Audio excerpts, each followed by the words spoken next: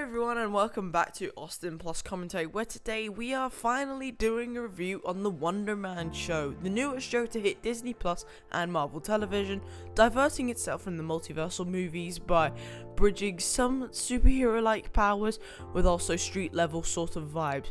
So, let's talk about it. I do apologize that this video is nearly a month since the show actually premiered, so I do apologize about that. However, it is still sort of relevant. You've still got people talking about it, and also, and I know I haven't done a review in a while, so I'm kind of glad we're getting back into that rhythm of things actually being released. So, like usual, we've got best characters, best moments, chances of a season 2, the other reviews, and then obviously how it impacts the MCU as a whole. So, let's get into it. So obviously, to start off with, the best characters are obviously Simon Williams to start off with. He's a struggling actor who accidentally gains powers when he's a child, and is basically the ultimate relatable hero in terms of from the viewer's perspective. It's like a person in his everyday life, but also has some internal struggle. Now that can be interpreted in a number of ways, but it is also, that's why I think he's basically the ultimate reliable hero, because and relatable, because we are all somewhat the same in that aspect, and his internal conflict, whatever that may be, between wanting to be a serious artist but also being forced to be into the superhero spotlight, which also provides a very fresh and grounded perspective on the MCU. Now, if you watched my yesterday's video about the MCU Blade, I was talking about different avenues, and I was also talking about the Wonder Man show as a whole. Now, it was very grounded, this show, but I also think this is something that they need to go down a bit further. We've got Daredevil Born Again Season 2 coming out in March. However, this is another introduction to a character, but it's still very grounded, and it's still something that we all love. Because, don't get me wrong, I like the multiverse stuff. I've said this countless of times. I love it. However, it comes to a point where it's just too bleak. You need something different. I like his character. He's also quite funny as a character, and I also love the actor. I've seen him in so many other things. I mean, I know Aquaman wasn't a great movie, or both of them. However, it was still he was still an amazing actor, and I do like the subtle hints of powers that he has, but still, at the end of the day, he is the ultimate relatable hero. Now, the second character is Trevor Slattery. Now, some people think, oh, you're only saying that because he's the top tier character. No, I would have been perfectly happy not to put him on here. However, returning from Iron Man 3 and Shang-Chi, he still is the funny Englishman that we all love. He's the comedic anchor of the show, and he's also, I think, why he's such a good character is because he's the unlikely friend that Simon Williams would really bond with, and that is stated in the very first episode. And he's basically like Simon's mentor. His deep, often delusional knowledge of the craft or acting basically creates some sort of series. It creates the series some of the most funniest scenes. You need some sort of balance, but you also don't want to make it just completely dry. You need some sort of liquidity to help the show or movie forward, and I think Trevor Slattery was the good comedic anchor for that. But however, the spotlight was still continuously on Simon Williams. Well, no fucking shit. Now, number 3 is I was absolutely captivated by this episode. This character only appears in one episode. I was hooked throughout it all. I can actually tell you, I was in, I think, class when I watched this. FBI, open up! I will not lie, I was in class. It was just, it was such a brilliant story. And Doorman just serves as such a tragic symbol of a fleeting nature of fame, because it showed that fame does have its downfall. Honestly, this whole show is it's a life lesson, but it's wrapped up in Marvel wrapping paper.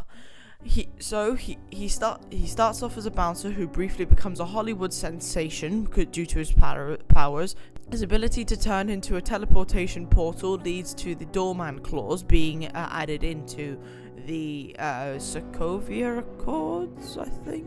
There's a certain thing that happens in the show that causes for the Doorman clause, so he is an intimate dimensional portal, and they use that for basically like VFX for a movie. However, where they did try to do a stunt, and Josh Gad went in, didn't come out. Honestly, I was wondering where that guy's been for a few years. I think I now know. But I think that whole like system of adding in like clauses and stuff to certain like actual official documents in Marvel, I think shows that they are valuable, and it's actually just really cool to see that they are. I know that some hero people struggle to acknowledge that they have powers, but this way they're trying to put it into that everyday life, and that's why I think Civil War is really good, because they add it into the Sokovia Accords. Now the next character is, I liked his character during this season. If we get a second season, I would like to see his involvement in a different role. But Simon's brother, Eric Williams, provides him an emotional weight of the series, acting as a dark mirror to Simon's journey. Their complex sibling rivalry adds a layer of high-stakes drama that keeps the story from becoming just purely a comedy. It adds some genuine emotional depth. What I mean is, by the second season potential for this character is, in the comics, his brother becomes the Grim Reaper, and while he does not showcase that in this season, that conflict is incredibly obvious between the two, that I wouldn't be surprised if he goes down the line of becoming an enemy for Wonder Man.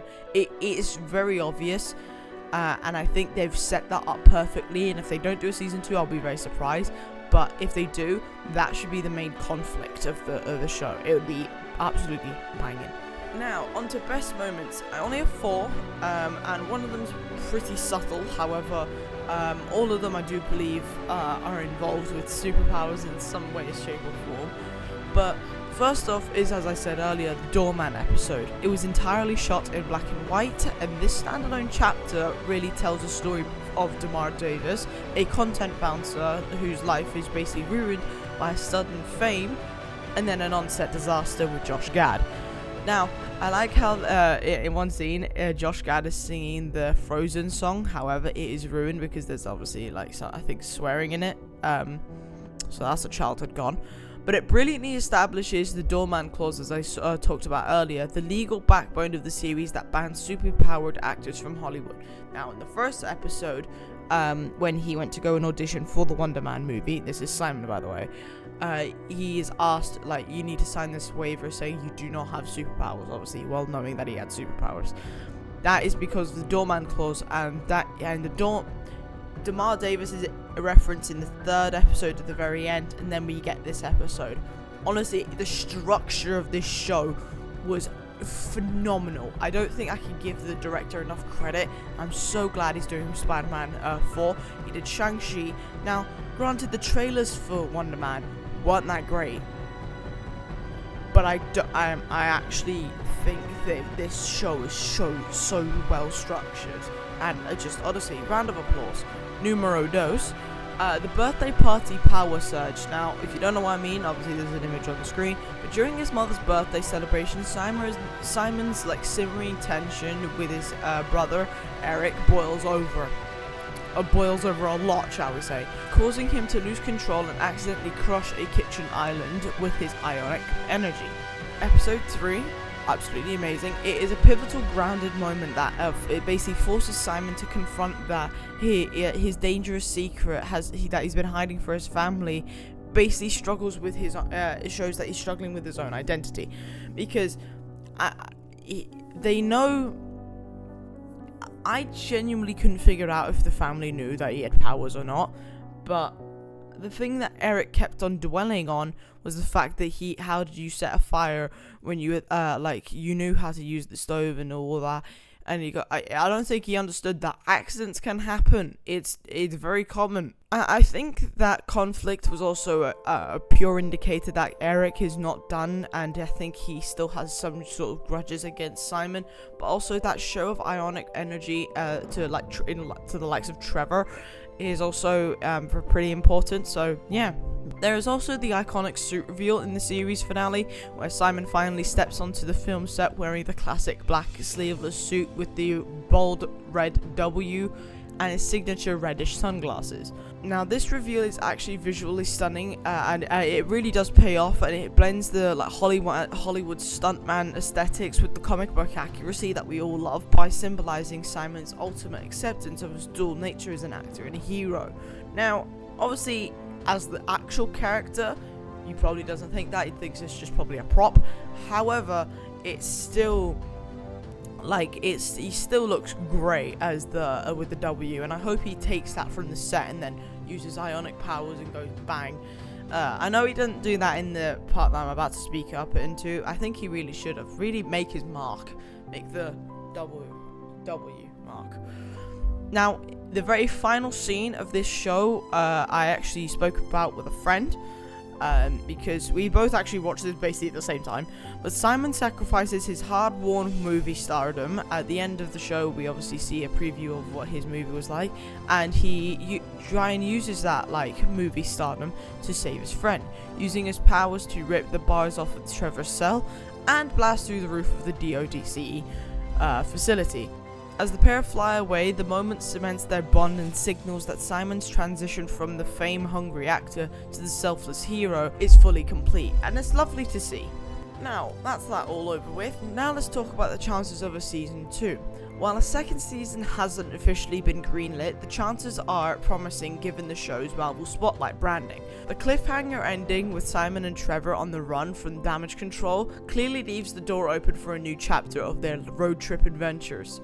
Ultimately, a renewal will likely depend on the viewership numbers, which surprisingly have been a bit high but also low. When I say that, I mean the number of people that have watched it did enjoy it. That doesn't mean that those numbers were bad, were good, but we'll see. And it also depends on how Kevin Feige plans to integrate Simon Williams into the future Avengers crossovers. If he does that, I mean, I'm still very conscious of the fact of doing that. Now, how will this show impact the MCU? I'm glad you asked. Wonder Man shifts the MCU's landscape by introducing the Marvel Spotlight banner, proving the street-level, character-driven stories can succeed without multiversal stakes. And by establishing the Doorman Clause, it creates a new legal reality where superhero individuals are barred from entertainment industry, adding a layer of grounded sociopolitical tension like the Sokovia Accords did in Civil War. Now, furthermore, the return of Trevor Slattery and the introduction of ionic energy does provide a direct bridge for Simon Williams to join the future Avengers projects, and as a powerhouse that is unique with a unique Hollywood backstory. It could be the start of the West Coast Avengers. Obviously, we had Doorman in there, so I don't know. You never know. Wonder Man is a refreshing breath of fresh air for the Marvel Cinematic Universe, because it basically just ends the whole end of the world stakes type stuff. Honestly, it is just an amazing show, and I do strongly recommend you go and watch it. Obviously, I try and be brief in my reviews, but I do strongly recommend you go watch it. Now, whether you're here for the Hollywood attire or the debut of Simon Williams, Wonder Man proves that the MCU has still plenty of creative risks left in their tank. But without further ado, folks, that is the end of today's video. I do hope you all enjoyed it, and if you did, please leave a like and subscribe and comment what you would like to see on this channel. But without further ado, hope you have an amazing day as always, and I'll see you all in the next one. Bye! Yeah.